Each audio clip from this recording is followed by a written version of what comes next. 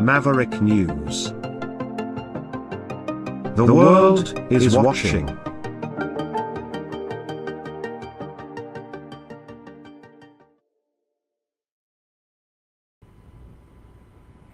Okay, so this is an interview that I did earlier today. It is recorded, but this is the full-length unedited interview with Yaryna, and we're using only her first name because I do have some concerns, and I don't know, maybe this will be addressed at a later time, but just her first name tonight because she is concerned that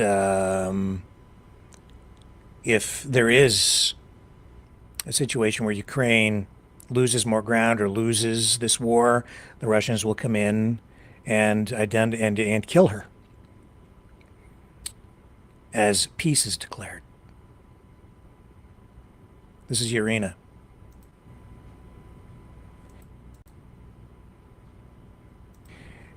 Yaryna, thank you for joining us on the program today. First of all, can you just introduce yourself, give people your name so that it's properly pronounced, and tell people where you are? Yeah, sure. First of all, thank you so much for having me here. My name is Yaryna, Yaryna in Ukrainian, but I'm 25 years old, soon to be 26.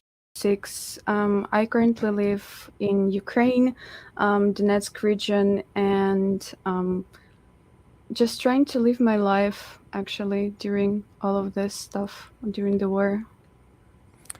And it's been increasingly difficult in the last week because Donald Trump cut intelligence services to the Ukrainian forces, leaving everyone very vulnerable to attack.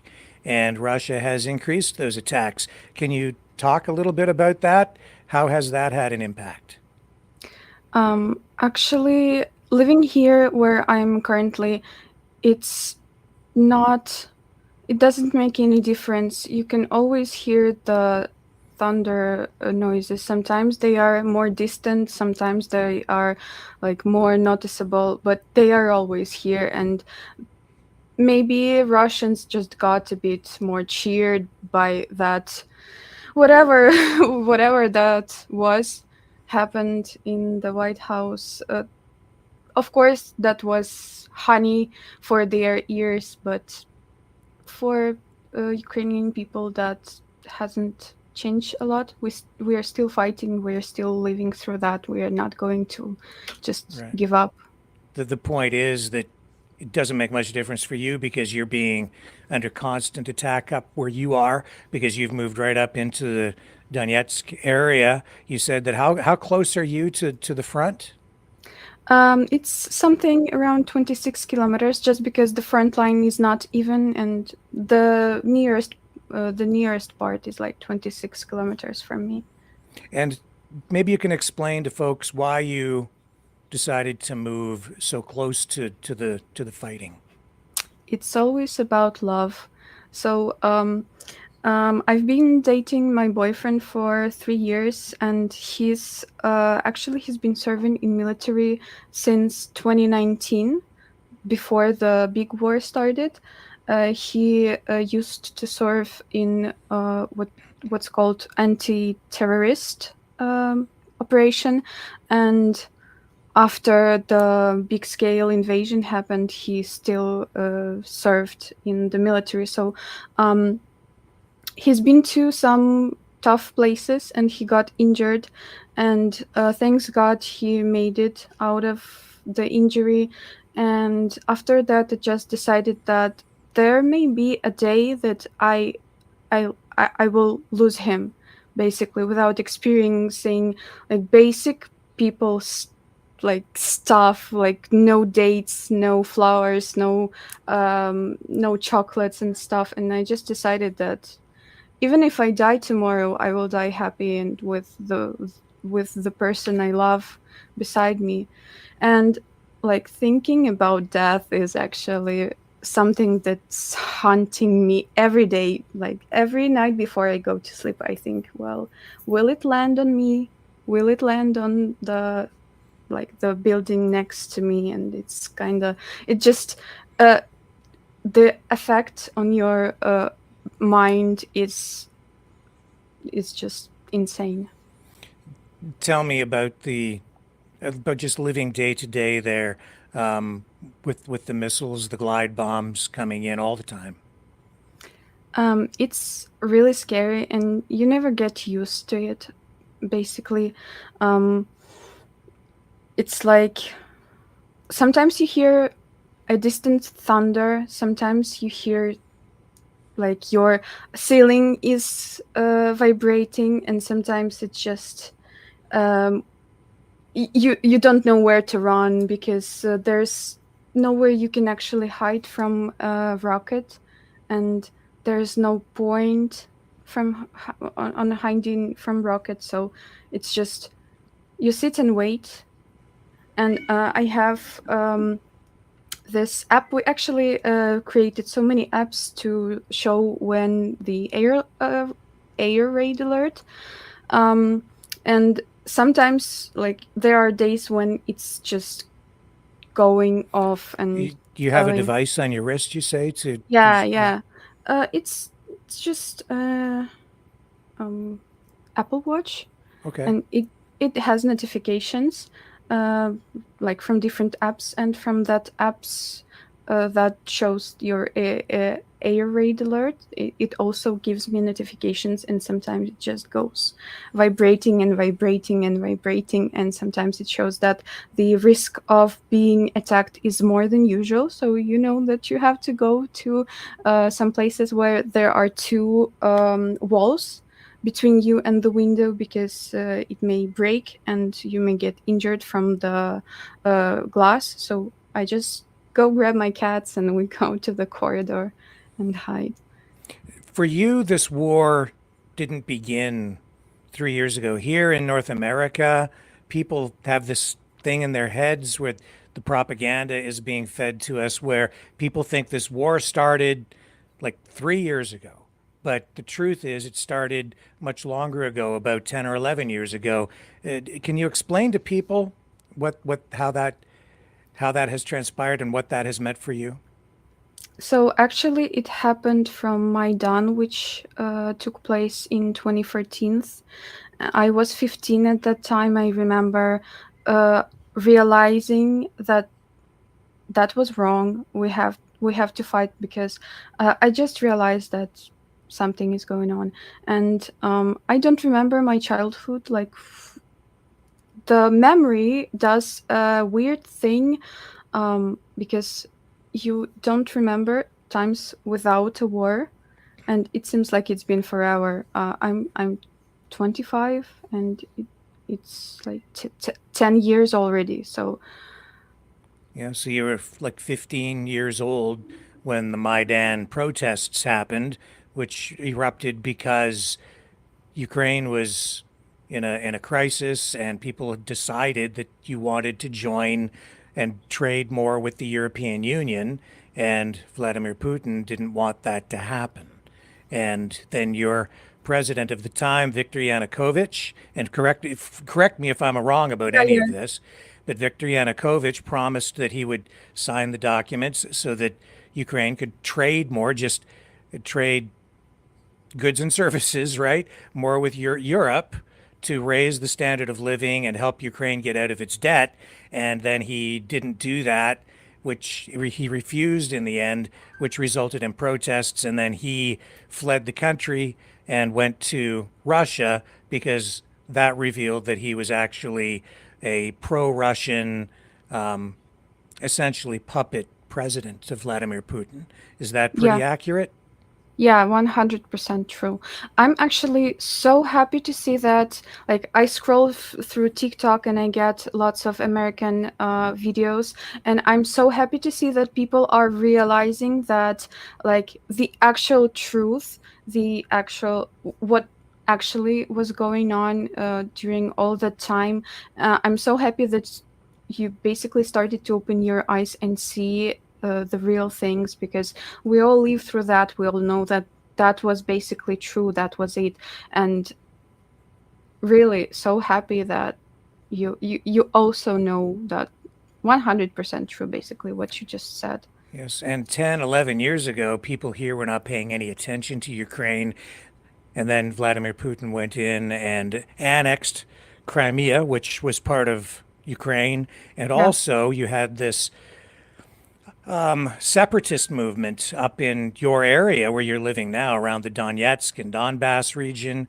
And again, correct me if I'm wrong about any of this, but the separatists were armed by the Russians, and they actually sent Russian troops in there without insignias on their uniforms. They called them Little Green Men, and they really started essentially a civil war up there and used. Am I wrong about any of this? Because Uh, please correct that me. that wasn't a civil war because Right.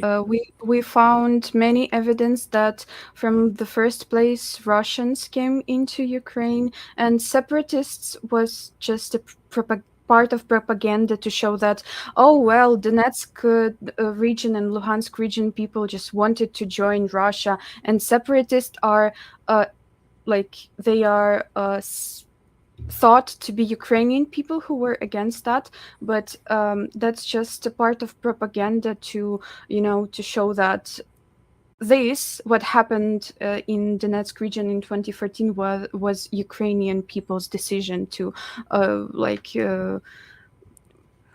become a So, separate countries, right. separate republics. So what's and so maybe the better way to explain it is it was a sort of a fake civil war because Russia invaded that part of the country where you had a larger Russian speaking population. See, the narrative over here, the information they're feeding to us is that the Ukrainian government just started to shell, to bomb Russian speaking populations up there for, quote, no reason. And people kind of just leave it at that, but it's not true.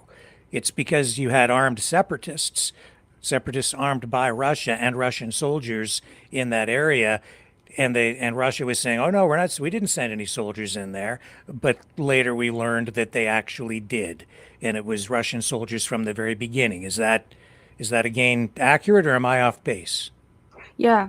So it was just playing a dirty game to show things that are not true, for all the world to think that, oh well, just people just wanted to separate their country and create separate republics, but it was not true. And actually, the reason why Donetsk and Luhansk regions are seemed to be Russian-speaking regions is quite cynic, because during the USSR times, Donetsk and Luhansk regions were actually totally Ukrainian-speaking regions, and I remember seeing photos of people in vyshyvanka, in Ukrainian traditional clothes, and they were just killed during the Holodomor, the genocide that was like performed multiple times on, there were two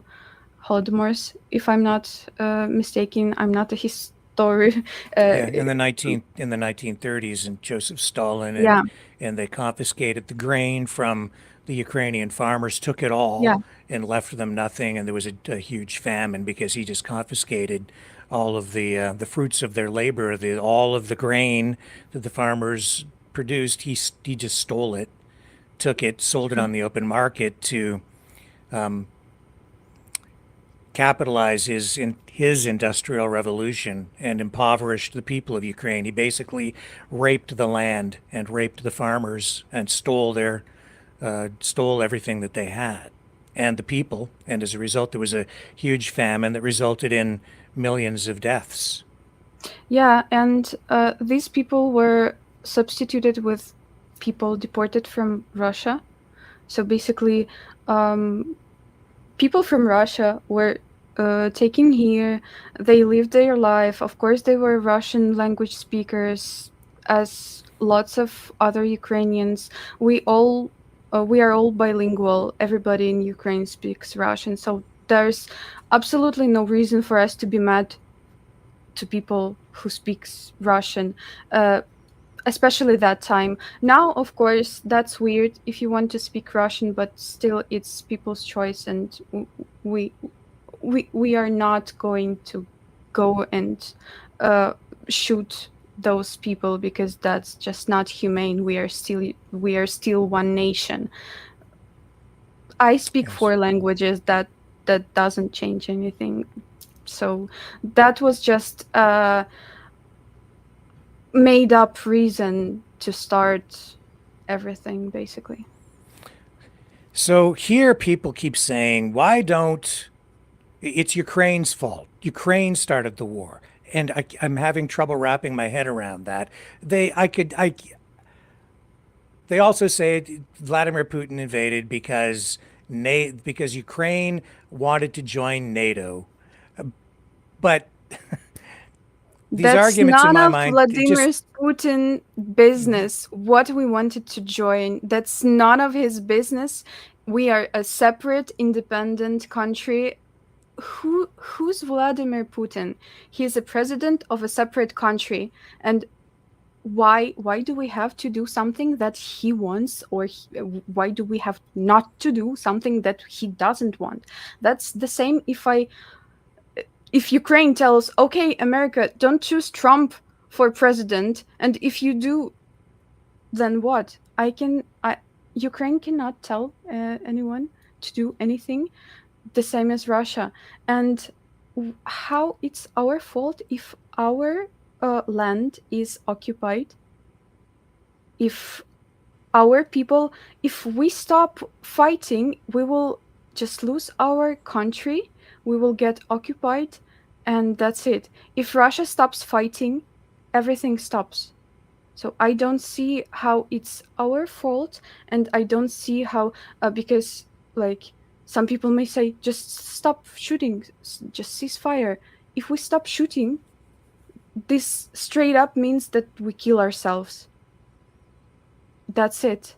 If we stop fighting, this means we will stop living as a nation, as a country, as human beings. We will not survive, because for myself, I'm a musician, I'm a nationalist, I love my country, I'm ready to fight. My father is in military, my boyfriend is in military. If I stop fighting myself, if I just, you know, just, okay, Russia, come take me, they will kill me instantly. Just because I have tattoos, I'm a Ukrainian speaking person, I'm a musician, I write my music in Ukrainian language, which is also a crime. All of my messages in social medias, they are pro-Ukrainian. If I stop, if I stop fighting, I will not live. So that's not an option for us. For Putin, if he stops fighting, he just grabs his military, goes back home. Nothing happens. There will be peace, but not for us. That's crucial. What everybody has to understand. If we stop fighting, we will stop living. That's all. Everything in me wants to scream about that. That's really all the message. so if the if the if we get a if the war just stops, if Ukraine just capitulates, if you just surrender, we can see from what has happened through the war that Russia will roll in there with tanks. They'll roll into Kyiv, they'll roll into the cities, the towns, and they'll start to denazify Ukraine, and they'll come to you because they'll accuse you of being a Nazi, and which is to say that you're a nationalist because you love your country, Yeah, and they will kill you. Is that pretty much what's going to happen? yeah. You are absolutely correct not to confuse nationalist with Nazi, because these are different. Nationalist just loves their country, and they just want to do everything to save its sovereignty, culture, and traditions. And Nazi wants to kill everyone else but their nation, which basically something that happens with Russians now. They are trying to kill Ukrainians just because we are Ukrainians. They've been trying to erase our cultures, basically, for all their all the time. All the wars between Russian Russia and Ukraine, they haven't just started 3 years ago, even not 10 years ago. It's been going on forever. Yes. That's really the key, right? Because words are important, and some people twist words, change the meanings of words, use words to mean different things. And in this case, the word Nazi is being used, I think, in a very broad sense by the Russians to include anybody that is standing up to them and anybody that is pro-Ukraine. Yeah, Nationalists. yeah, Nationalists equals Nazi in this particular conflict. Is that in the eyes of Russia? Is that a yeah, fair assessment? yeah. Uh, they told, like, they had multiple reasons for invading us, and Hmm. destroying Nazis was like the one of numerous ones. Right. And basically, people who love their country, we just want to live peacefully. We just want to do our thing. We want to uh, evolve as a country, as a nation, and they just want us to do that because we are a strong nation with a strong history and culture, and they just don't want us to exist. And they've been trying to erase our culture and nation and even language throughout all the time, basically.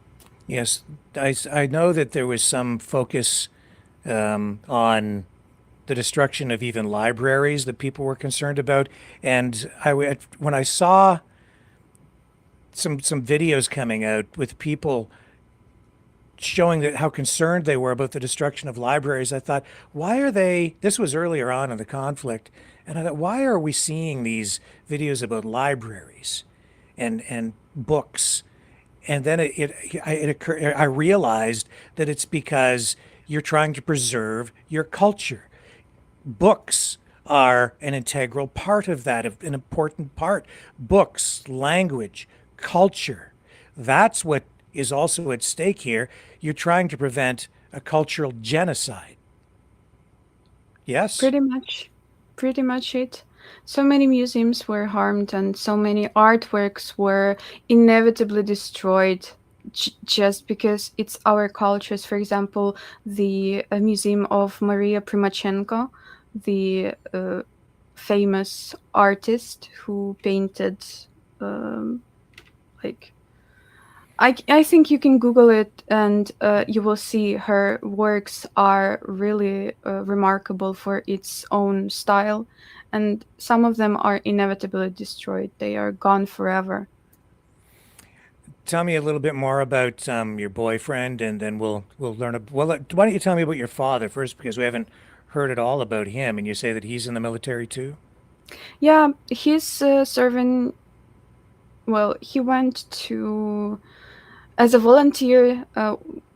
Basically, when it started on 24th of February 2022, he went straight up to the military office. They didn't have his record, so he had to sneak to the medical. He had to ask them to take him because he's quite old. He has some um, health issues, but he wanted to fight because it's kind of a family thing. We are striving for, um, sorry, lost my word. We're striving for truth, I would say. Hmm. So he's been serving for this entire time for uh, since the full scale invasion happened, and he's not a military man. He's never like he served his time in military when he needed to back in Soviet Union times, and after that he just worked peacefully. He's forgot the word, but he makes some things from wood, like chairs. Carpenter. He's a carpenter. Carpenter. Hmm. So when he went to military, he just found his way by making some things for military. Like, he does what he knows how to do. So he usually goes home, takes some wood, takes some tools, and he makes some important things for the military, for the guys who actually fight. So he doesn't fight because he can't. If he goes to the front line, he can't even wear military shoes because he has issues with his feet, but still he wants to add his part. And I think that's a great example how everyone is doing what they can do. Even if you can't fight, if you cannot hold a gun, you can hold a tool that you know how to use, and you can be useful for the military, for the people who's actually fighting, by doing what you can do the best. um, so he's serving like a few kilometers away from me. So we tend to see each other even more frequently than my mom sees him, because he comes to us to visit. He has his own van he uses to transport some goods from the center of Ukraine. And yeah, so So you must worry about him constantly as you do your boyfriend, and tell us a little bit more about him, about your boyfriend. yeah, we've been dating for 3 years. I think I've mentioned it. And for all this time, we haven't lived together. We haven't had any dates, any like normal people's stuff. We haven't had dates, flowers, chocolates. We started speaking in the internet. He was already serving at that moment. It was in 2021, I think. It was already a war in the east of Ukraine, here where I am. Actually, in this city where I am, people. Invaders came here. They tried to occupy this city too, but they just resisted. So the front line just shifted a bit to the east. And my boyfriend was actually injured during being in the front line, doing I'm not sure how to call that. So he was shot, and his vein, not sure how. So basically, a major vein in his body was injured, and he lost like a liter of blood, which was really critical. And I remember calling him. And he was not supposed to be reachable. He was supposed to be there, and I knew that he was not supposed to be like called. But my mom, for some reason, wanted to call him, and he actually took the call. And he was like, I think you can tell he was drunk or something. His voice was like crackling and stuff, and he was like, "Oh no!" And I heard that sound, that beep, beep, beep, and I have goosebumps right now, because my memory just didn't want to remember that, and calling this is weird. So he said, "Oh, I'm okay. I'm okay now. I was shot. That's fine." And my hand started to shake. I remember I cried for like a minute, and then I came to my room. I grabbed a bag. I started gathering some stuff, and the next day I was in the hospital with him. And actually, I. I don't know how, but I managed to be in every hospital that he was in, and his recovery took about a year and a half. And I've been to every hospital that he was recovering in. And I remember I spent the night in the first hospital that he was in. It was, I don't know how to explain that experience. That was just like a fever dream, you know. He was in the room with other military people, and also there was a person who was on the gas station when um, something, I don't remember, maybe a rocket, something dropped on the gas station, and that person was without legs. So he was next to his bed. So that was just cruel, because you try to live your life, you try not to think about war, because if you think about war every day, you just get insane. You just go nuts, crazy, and go to the facilities um, that can work with that. So you just try to live your life, and then you just go to this hospital and see like how it looks like for these people, and you just, it's like waking up for that dream.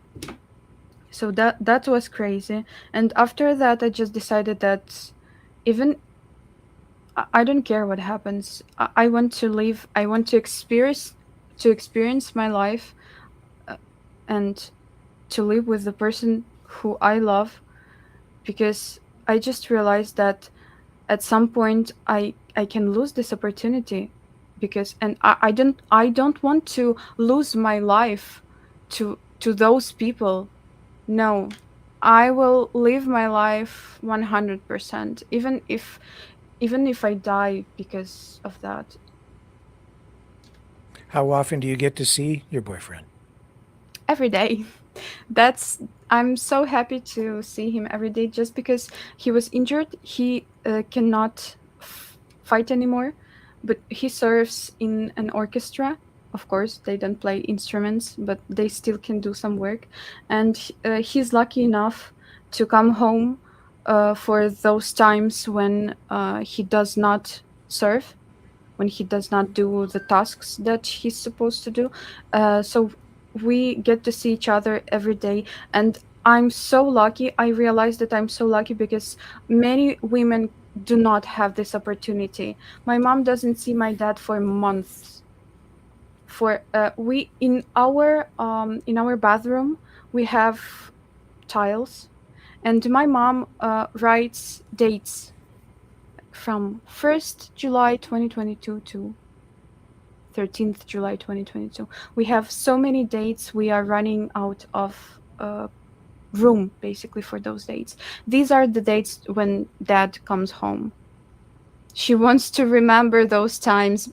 He's also lucky enough to be able to go home for so many times, just because he does some tasks that require him to do so. But still, we are really lucky to have those people home for numerous of times, because some people just get to see their relatives, their friends, their loved ones twice a year. Is the I just to get off topic there a little bit, something kind of caught my attention 2 days ago when I was researching another aspect of what's going on in Ukraine. And I'd heard this before, but it just, during the invasion of Russia in 2014 in the Donetsk region, the they renamed a couple of those regions. Well, they started to rename them People's Republics. And there are things going on over here in Canada that mirror kind of the early days that led to the war in Ukraine. Can you explain to people the, the history of what happened with that, the naming of the People's Republics, and do you have any idea why they chose to call them the like People's Republics? There's got to be a political or even a propaganda reason behind that. Can you shed any light on that for me? And I don't mean to come at you kind of unexpectedly with this, but do you have any idea Can you help me with this at all? So I'm not an expert and I'm not a historian, but and I was small during that time, so I may be mistaken. But they could they could not add those territories to Russia because it would be too obvious. So back at the time when those territories were invaded, um, those green peoples The little were green men, the yeah, Russian yeah, yeah, soldiers, yeah. yeah. They were sent here to pretend to be Ukrainians um, who wanted to be independent from Ukraine, who were oppressed by us, and there was a thing called referendum. Not sure if that's a word for It English. is. Yes, that's exactly So right. Yeah. so they decided to have this referendum for people to vote as, whether you want to be a part of Ukraine or you want to be independent. And of course, the results of this referendum were fabricated to vote like 110% that people of Luhansk and Donetsk region want to be independent from Ukraine, want to be not oppressed by us. So they fabricated that, and I they do remember that like 98% voted in favor here, and in another region, like 97%. I know. Yes. Please continue. Yeah. yeah. So and they just told, okay, we are independent now. We are Luhansk national, like L- LNR and DNR in our language. Not sure how to, but don't care. Uh, these are not legit. These are not recognized by, or maybe they are recognized like by two countries. Russia recognizes them, Russia, but for other than sure. that, it's not. They are not. They were never recognized internationally, um, and yeah, they just were not recognized on the world stage at all. Other countries did not recognize it. Yeah, because it was not legally held in by no means. It was illegal at first place. So And when I see what caught me was the use of the word "people's republics." It it seemed to have a connection back to the old Soviet era. The choice of the words "people's republics," which we see in many communist countries, use of those names, "people's republics," like People's Republic of China. The Russia is a republic, but I appreciate you clarifying the history on it for us. It helps me make sense of things over here and sheds new light actually on what's happening here in Canada, where today we seem to be a country facing a similar crisis because we have separatist movements being promoted in Canada as well at a time when our national sovereignty is at threat. So, what's going on in Ukraine, as I say, is maybe almost yeah. maybe the same outcome for you. I'm so sorry for you guys. I Oh, really hope that you don't end up in it. We have to fight. If we have to stand and fight, because silence is something that kills basically. Uh, Everybody has to stand up and tell everybody that that's not okay. It's quite a pattern. it is. If you see, President Trump said when your president Vladimir Zelensky was in the White House and he ambushed him, in my view, that it takes two to tango or to fight, and I've always thought that that is an exercise in misdirection. That it's not true. It doesn't always take two. It really only takes one to start a war, and one person could end a war by going home when they invade another country, and sometimes even if you have, it doesn't take two. It takes one to start it, one could end it by just going home, but you don't really have a choice Yeah, because you are yeah. home. Is that fair? We would never make a choice to be in war. We were actually forced to fight, and that's 100% true. If you want to stop this war, please go get Putin and tell him to stop. That's the only way, because once again, if we stop fighting, that's simple, and the Putin wins, because I actually watched the whole thing in that Oval Office. That was painful, but I managed to do that, and the ceasefire won't work, because if we stop the fire, we are sure that they will not stop the fire. We've seen that too many times during from 2014. We had we already had ceasefires, and we couldn't fight back. Actually, we signed the paper that did not allow us to fight back, but we were there was fire from their end, and if we signed the ceasefire, we would not be able to fight back, and this means that that's it. So it takes one. You're right. They have to stop it, because we have never chose this.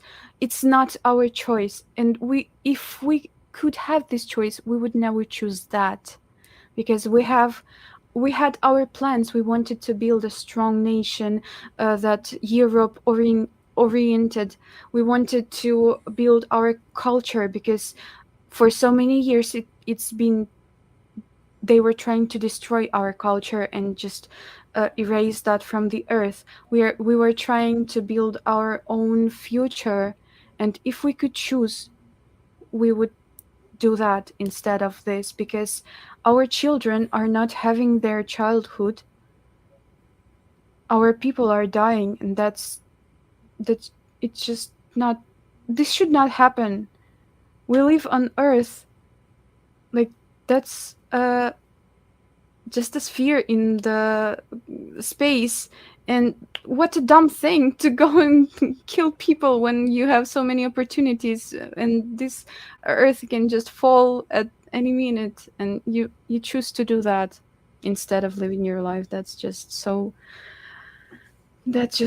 unfair that we have to do that. Have you lost friends or family?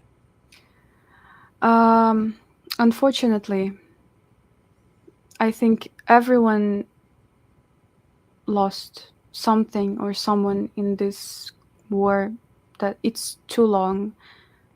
I had a friend, and he actually died in 2022, and he was never buried. So his family doesn't even have a place to come and remember him. He's still in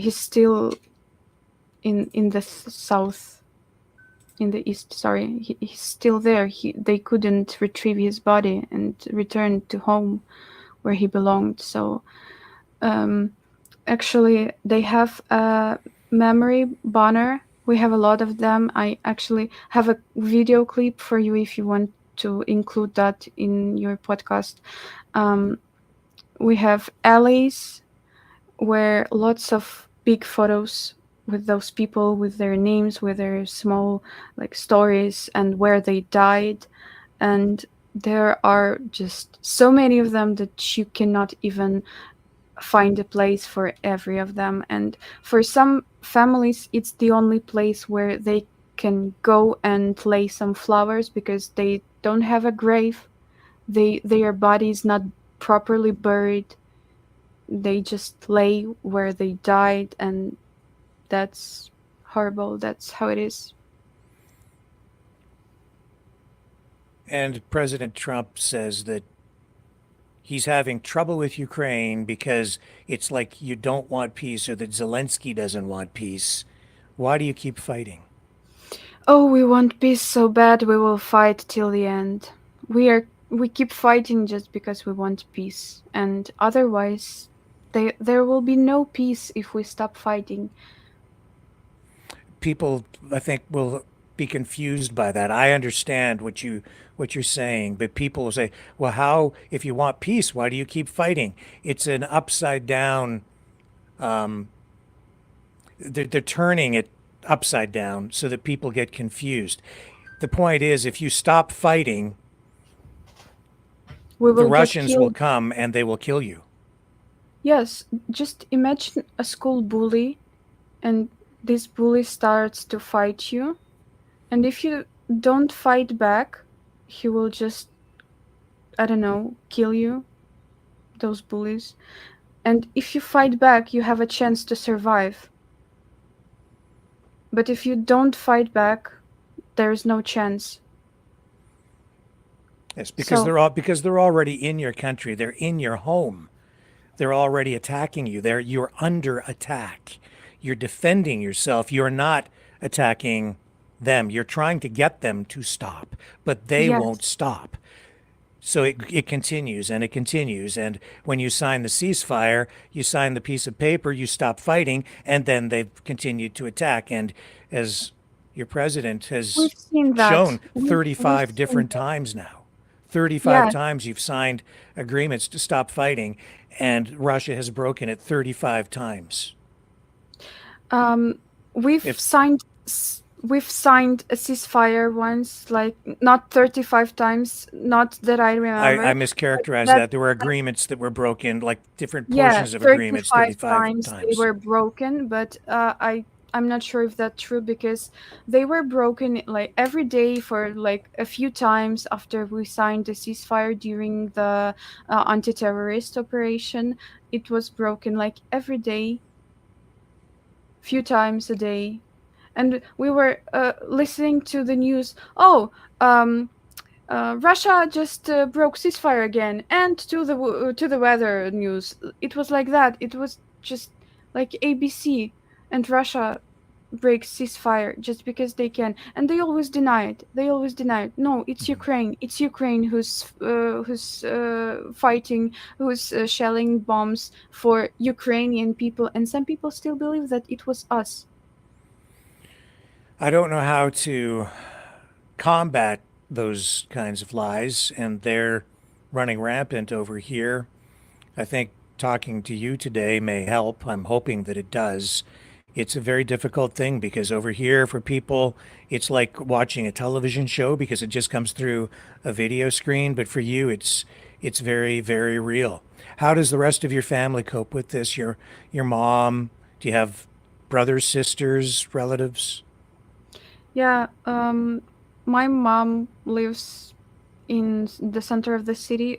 Sorry, in the center of Ukraine, Poltava, which is it seemed to be more or less safe, but the shellings came here as well. So recently, uh, block of flats were shelled, and the entire part of that building was destroyed, and many people died. It was Saturday morning, so just block of flats with civil people, and she tries not to think about it. She's pretty much always nervous because she doesn't know what happens next to me or my father.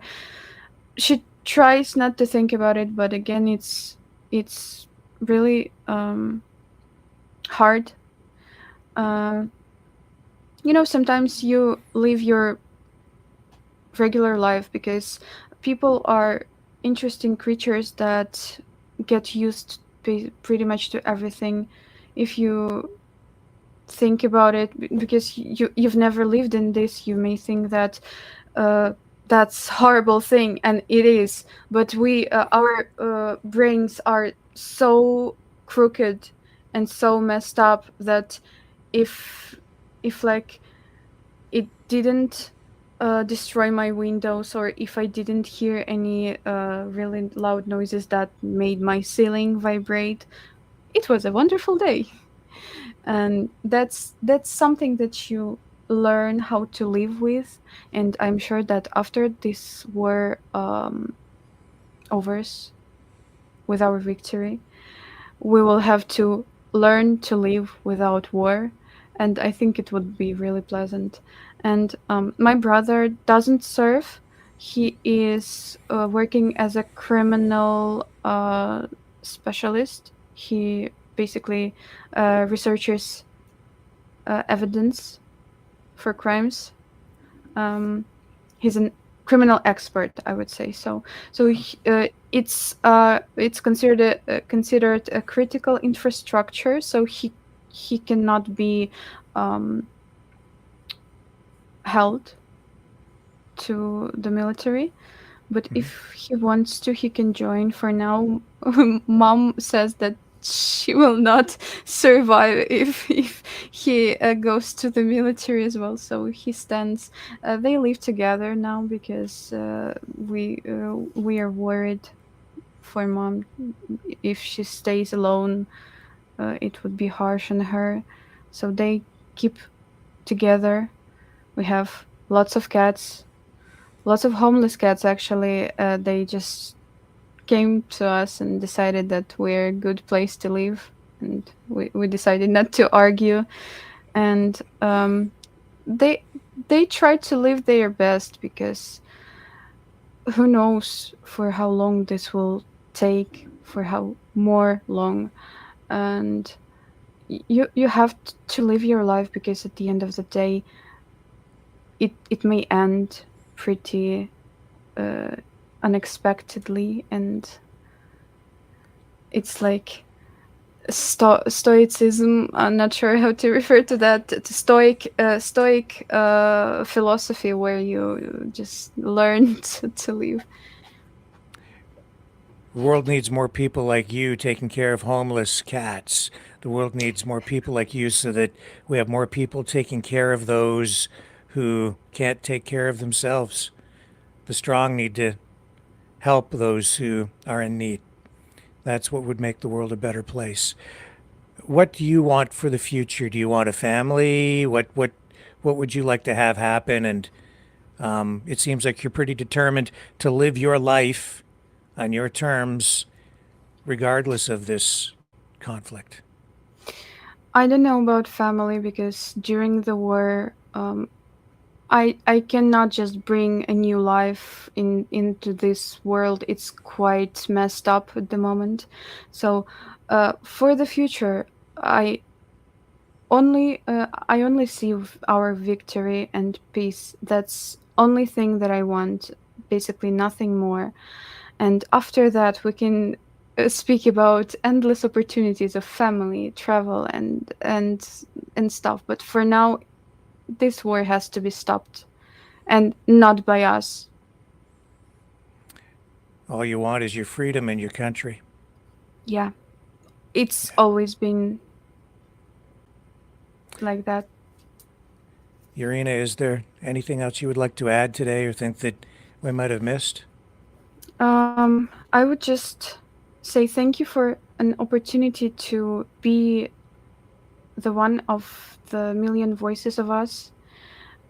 Each of our stories are unique, tragic at some point, but it's showing. I hope to show that even in the darkest time, there is light, and you have to be this light sometimes. So I have hope in American people, in Canada people, because I see so many videos of support and kind words. I believe in Europe. I believe that it will be ended, and we will keep living. We will try to rebuild our country. We will try to rebuild our lives, our future.